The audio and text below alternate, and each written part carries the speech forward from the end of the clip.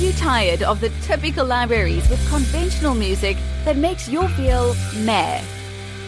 Introducing Leerecs.com, the music website made for and by minds like you. Our team are lifelong musicians and producers in love with music. Search the Leerecs music catalogs and find music with guaranteed originality. Mark the difference with music of signature at Leerecs.com.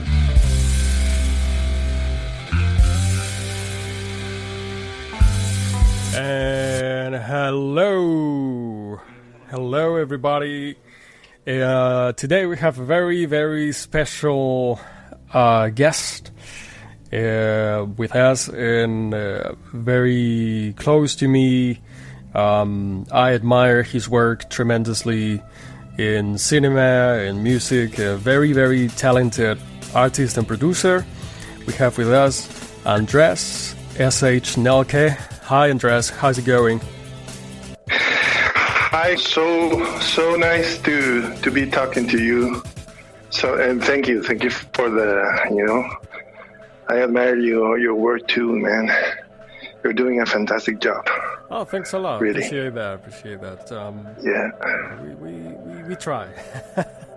Yeah, that's the most important. To try. Always try. Absolutely. Yeah. So we have on the background one of your songs. Actually, it's a remix, right? It's a very nice remix. A little more techno. I know you were into rock and pop and original soundtrack as well. This one is like a techno remix. Why don't you tell us a little bit about this song? I think for now, the title is They Are Following You, right?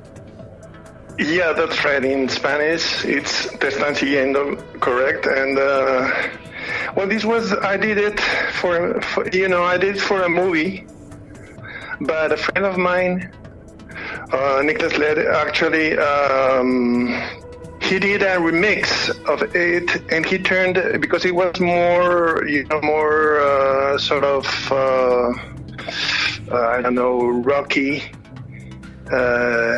like it starts, a bit like it starts, and then he turned it into more chill out, more chill electronic, I guess, and it sounds fine. I dig it, I like it. And it's just something that is a bit different to what I usually do. But I think it's interesting, and I like to try many different styles.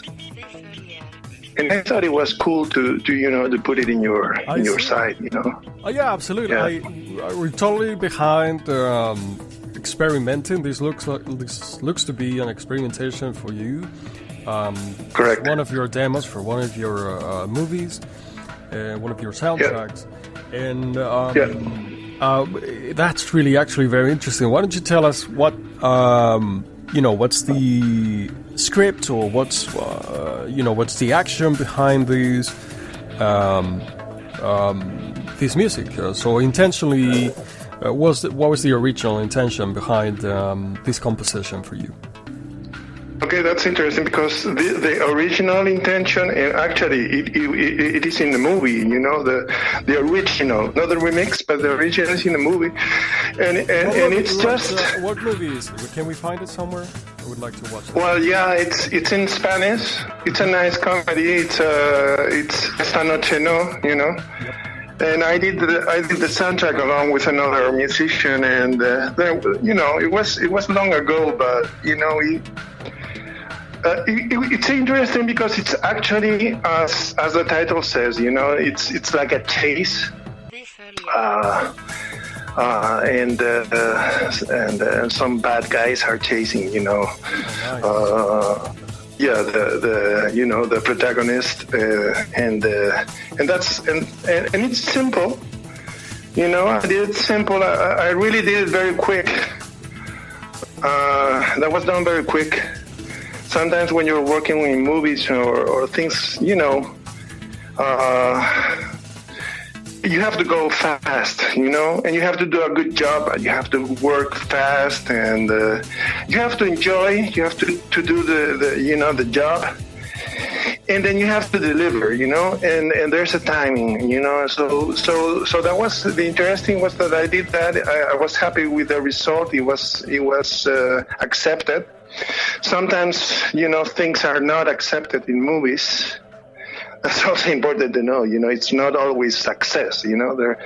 But this was accepted, and this was okay. And and then Niklas, he just told me, "Hey, can I do a remix?" And I said, "Sure, man, go for it." And he did it, and that's it. Yeah, it sounds very simple. Very simple. This sounds actually very cool. Congratulations to you for as the original author, and to Niklas for this wonderful remix. You mentioned a very interesting point. Normally, when you're an independent musician, you set your own time frames. But you bring up a very interesting point when you're working for hire, like in the movie, for example. In your case, correct. You have to adapt and meet all the requirements. And so, how do you find it different? What do you think is best and worst from each side? Because I know you've done music for yourself as well. So why don't you tell us what are the remarks of one way and the other? Okay, when you're working for a movie, as a musician, as a composer, you really have to work. I mean, I think that this way, you have to work for the movie. What's important is the movie. If you have to, do like heavy stuff, a lot of composition, with a lot of instruments, then you go for that. If it has to be, if it asks for less, arrangements, less composition, then you go simpler, But it has to go. You really have to deliver, and that's gonna be accepted or not. It's just as simple as that. You go, and then your work is gonna be accepted or not, and sometimes it's not. And you have to go. Okay, then yeah. That's one. Capital point. So feedback and rejection, things that musicians have to learn how to deal with. Right? Correct. Yes, that's right. How have you dealt with that? How did you learn to deal with that throughout your career? Well, I've been accepted more than rejected, which is good. But I had some, some of my work was sometimes rejected, and I didn't take it good. And then I learned, and this is good, to tell everybody who's listening, that you have to accept failure. You have to go with the success. Fortunately for me, it was more success. It's been more success, but success always goes with failure. It's a fine line, and you have to work the best you can. And sometimes, if you have the right attitude, you get it. Most of the time. Sometimes you don't. And if you don't, you can try again. But it's simple. It's just like we started talking, saying you have to try, and I think you always have to try, And I like to go in a flow mode, with everything, especially with music. We've been doing music together, and. I think it was like that, We didn't really think much about it. We just did it. You just did it, yeah. Remember, we just did it. Don't think too much about anything. You begin to question yourself. But it's important that you have some kind of fuel for the times that you have to confront rejection or negativity, and the remedy to, or the fuel to overcome that is always passion. And there's correct. Yeah, that's right. It's a big distinction. Our own motive and philosophy is, there's probably two sides in today's music panorama. You have the ones that are doing a job because somehow they got a millionaire contract, which that side we're not interested at all. And we have the other side, which is people like you and me, and the ones listening to us probably, the ones that are making music because they have passion for it, not because they are doing a job for a contract. They have a passion. Correct. That's right. Yes, they have a passion, and they're trying to fill a void, creating, or they're like responding to an urge to create original music. That sound is the one we're behind of, and we want to promote and push for, and honestly, that's the more interesting one. That's probably the better because one. the other one lasts very little. If you go just for the commercial, side, which you can. I really don't have anything against anything. You just choose your way. Look, well, when you work for hire, but you're working on something interesting, like for some movies or most movies or something like that, that can be, long-lasting and very interesting, But when you're doing just a job, just music to earn money, that's going to be short-lived, for sure. Because you cannot deliver, you really cannot deliver, what the big audience is going to really like always, Yeah. Yeah, that's right. There's an ugly side to the music business, which fortunately with platforms like yours, and the things that are changing for the better. But there's an ugly side, which is that many people, musicians, don't really know the deal, the side, the business side, and back then, some years ago, not so many,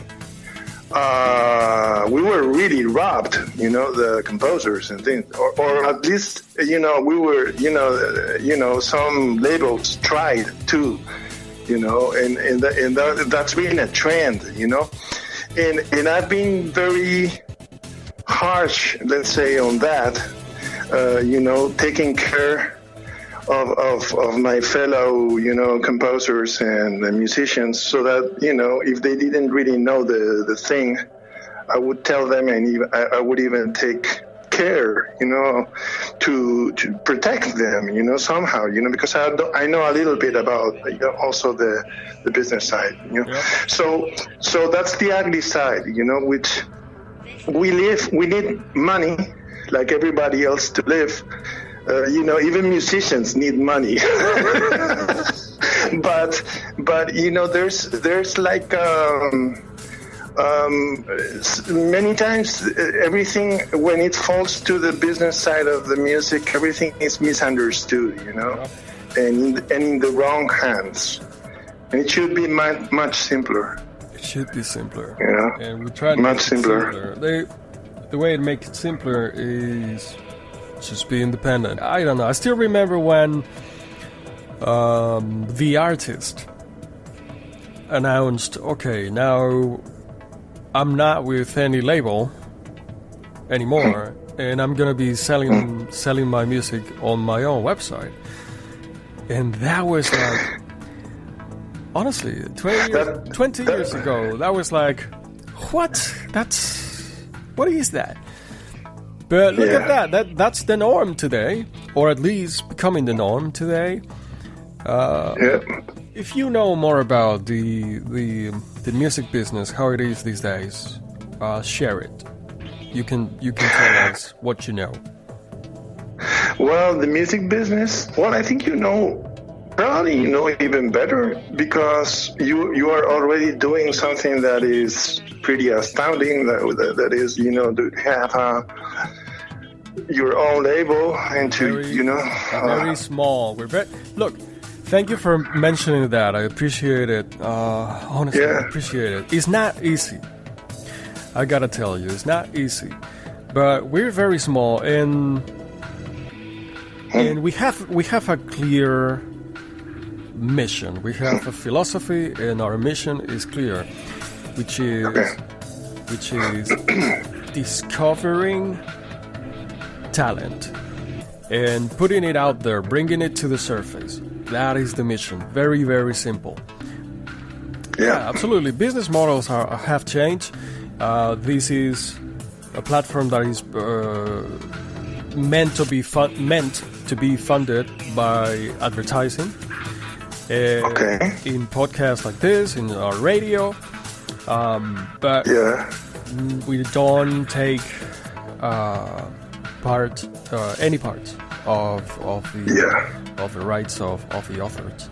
It's just it's not the way. So it's very clear. Thank you. Who knows where we will be? Right now we're just beginning. But we have a clear mission, and at least that makes us happy. I mean, there's always ways, and if the music is good, it can find a place. I really believe on that. That we believe you can always find your place. Absolutely, we believe that there is tons of amazing music that is unknown. And there's an amount of work that we have to put in to search and listen to what we find, and then if we believe it's good, then contact the musicians, the authors, discussing with them. It's amazing the number of people that say no or never respond. Look, there's a lot of people that never answer. And I understand. So hey, this is an open door, and you choose to enter or not, and that's it. That's our philosophy. But we invest time to find and curate the music that we expose. But I believe that it is really good, and there's tons of very good music that we put on our platform, streaming platform, and we publish. We make these yearly compilation records of independent music, and at least that's gonna be there in 10 or 20 years. Your song was included. Yeah, because your interest, as a composer, is gonna be there. Well, obviously it has to be selected by you, but the interest is gonna be that the song is gonna be used. Yep. So it's gonna create music rights, and that's obviously interesting, because that's what's interesting for a composer. Absolutely. Really, I've discovered many good bands in soundtracks, and this brilliant idea. And going back to that topic, I would really love to hear more about your background in cinema.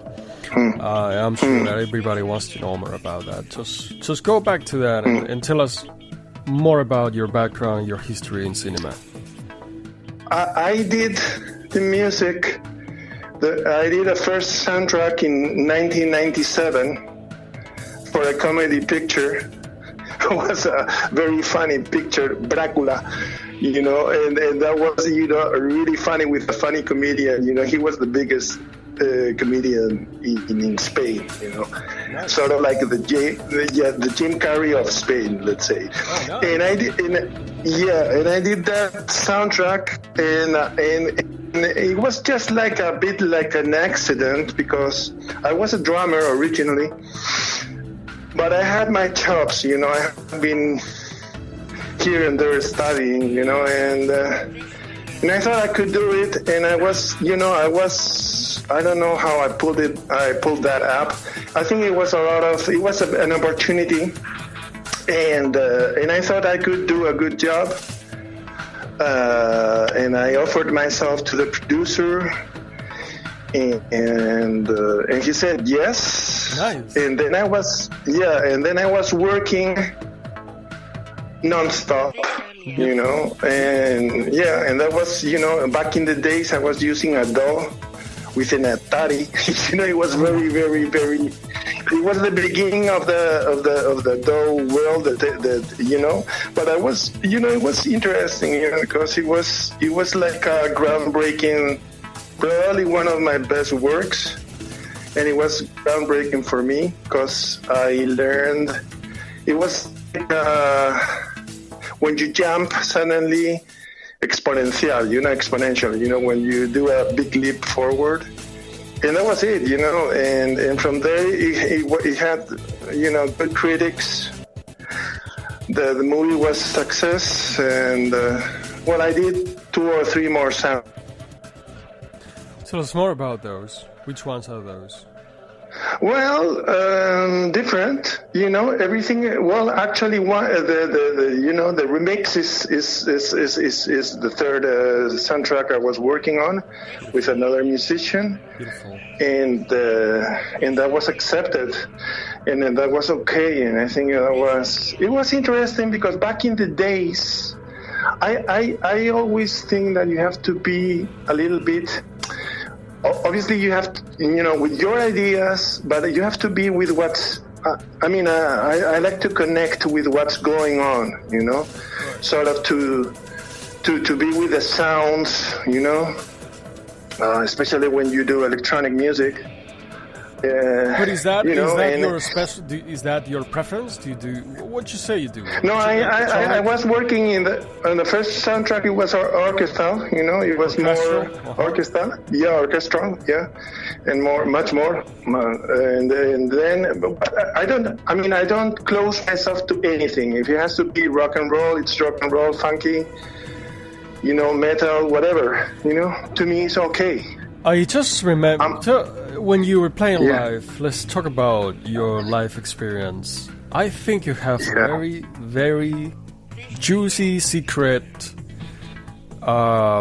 in your arsenal of your live performances, right? I heard that you've been playing for many years with very big musicians. Yes, I did. Ibiza, I think. Why don't you tell us about that? Yes. Well, that's a very special story. It's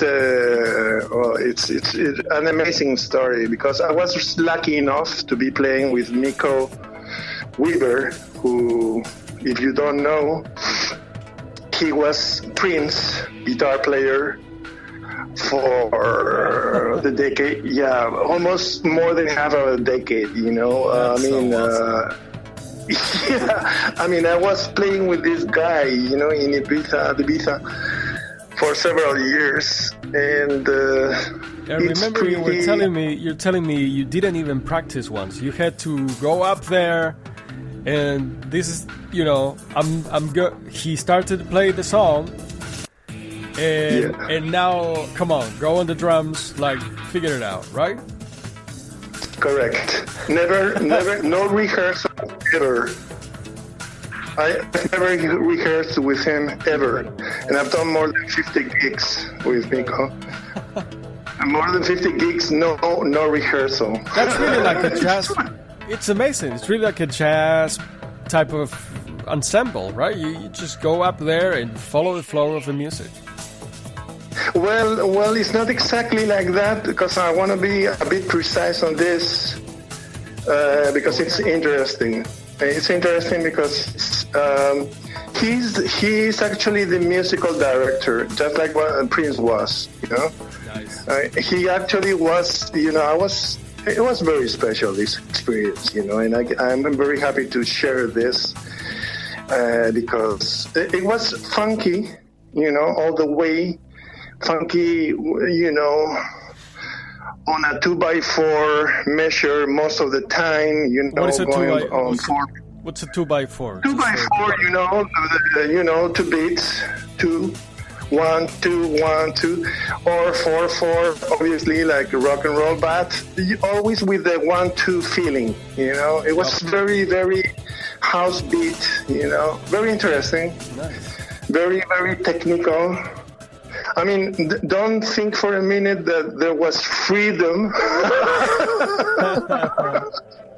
There was no freedom. I was much more free with you, playing with you, man.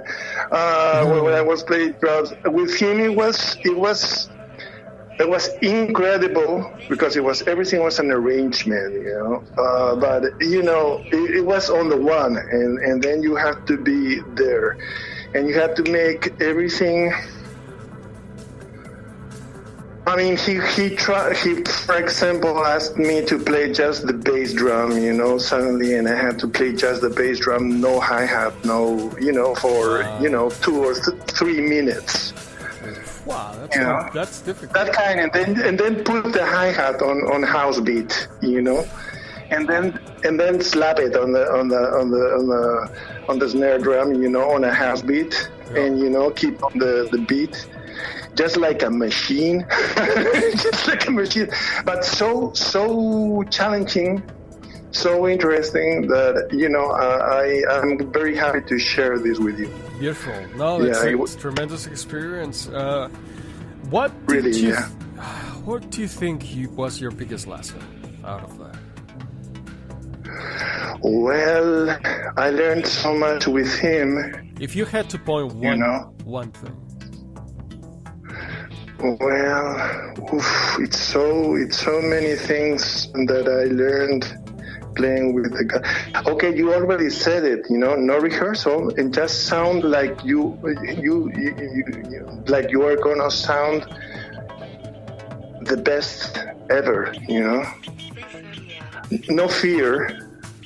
Just go. Yeah, I think and no mistake. There's no mistake. You have to play. Right. Let's play perfect. Yeah. You know, just play perfect. Yeah, but I think... Or try. Yeah. Just try, you know. You never play perfect, but you just try. It was a bit like that. I think it's the general topic, and I was thinking that this is the lesson, based on what you told us. You know, just try, and don't fear. Well, the lesson I have to say, try and no fear, and go for it. Go for it, yeah. Yeah, and if you have an idea, a music idea, you just have to make it, and you have to be patient, and you have to be, you know, persistent and even it, and that's all, and that's gonna, you know, somehow it's gonna make something out of it. It's gonna end up going good if you really dig it, you know, if you really go for it.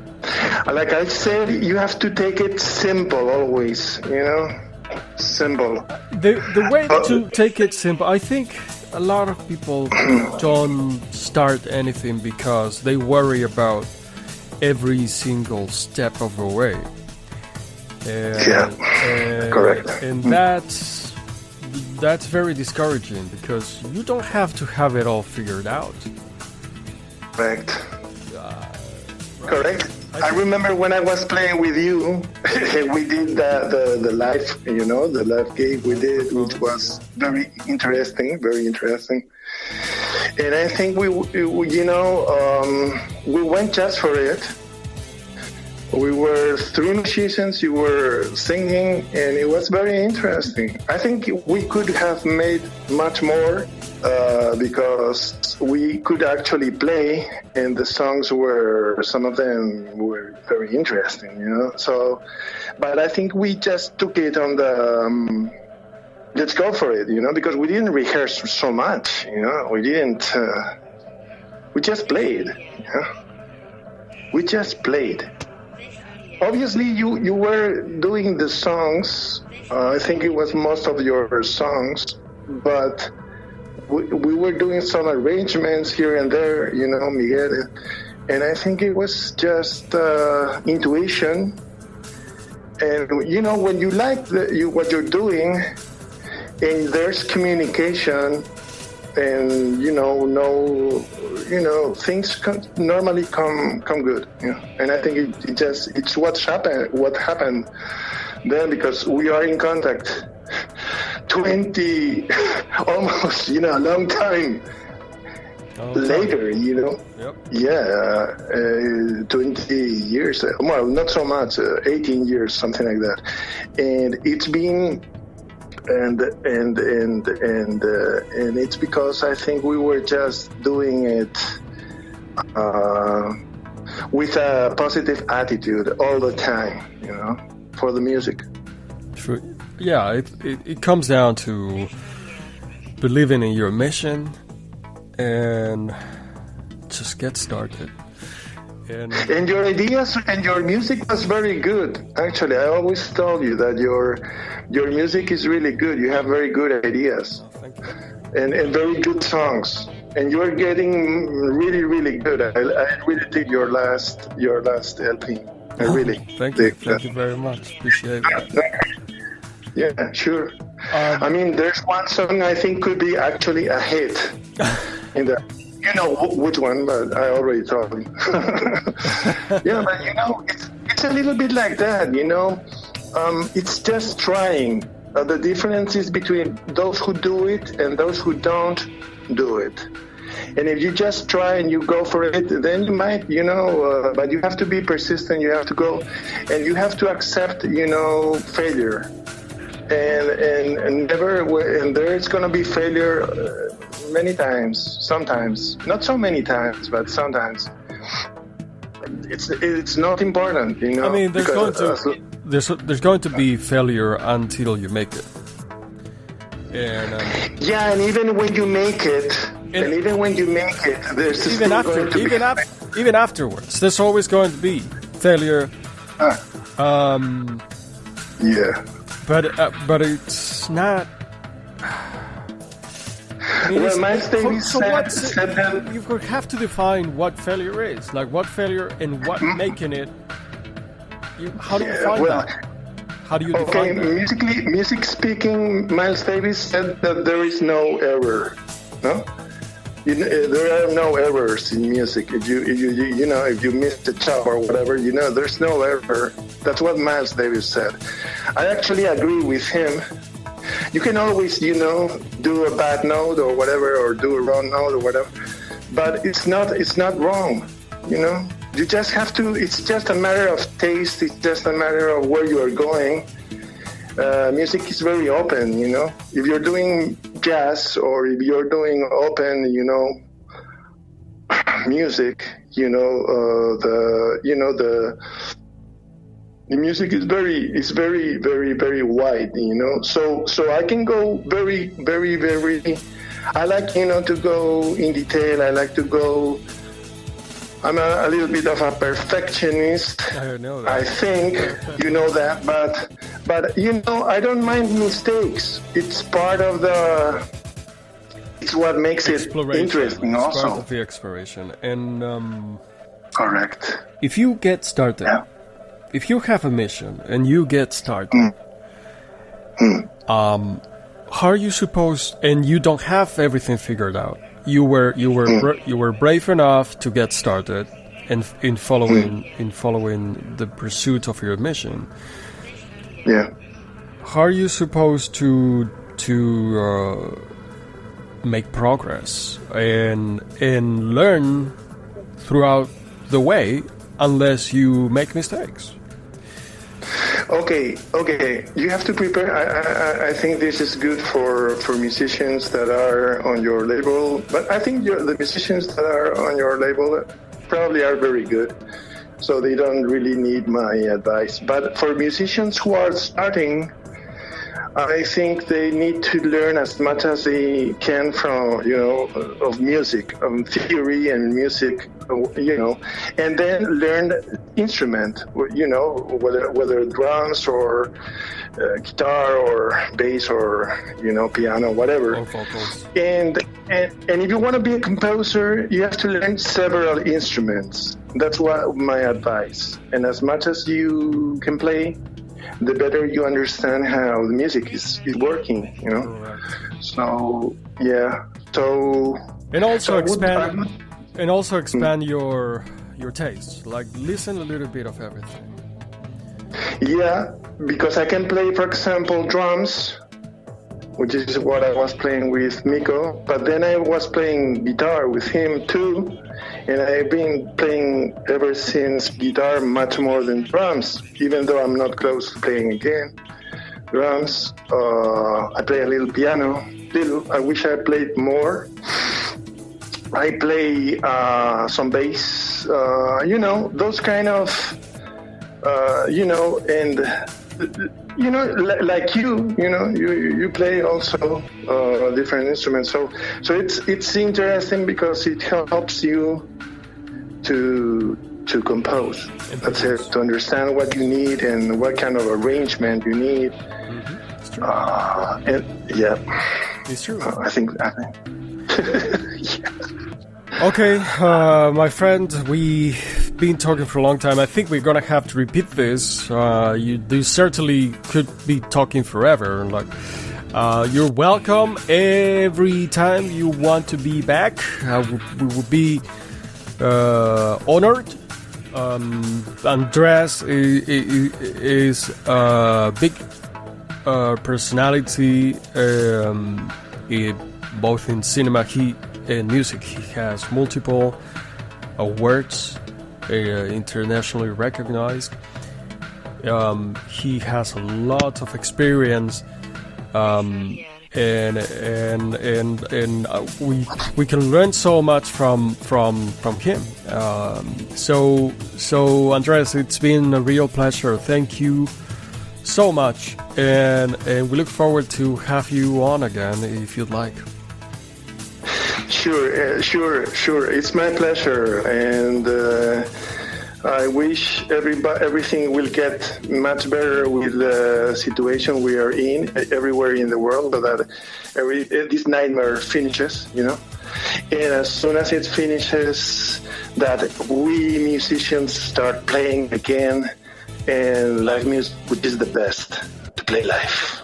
Playing live is the best, and whoever doesn't know, that's the best. Look, that's the best.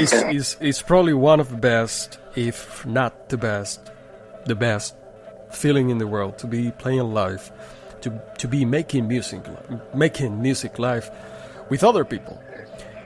Sure, it's an energy. It's a lot of things. And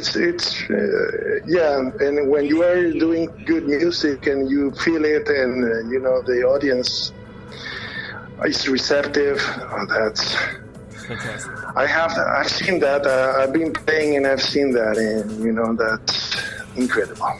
So hopefully. So I wish we will be able, everybody, all musicians, everywhere in the world, this nightmare finishes. I wish that with all my heart.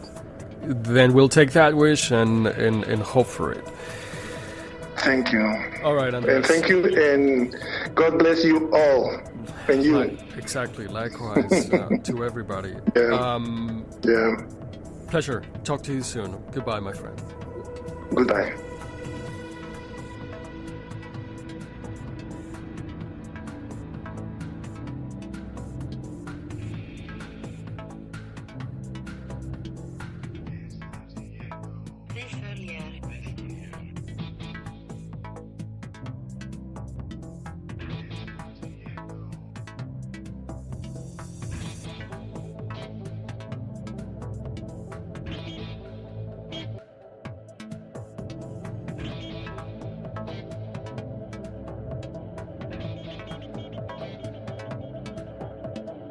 This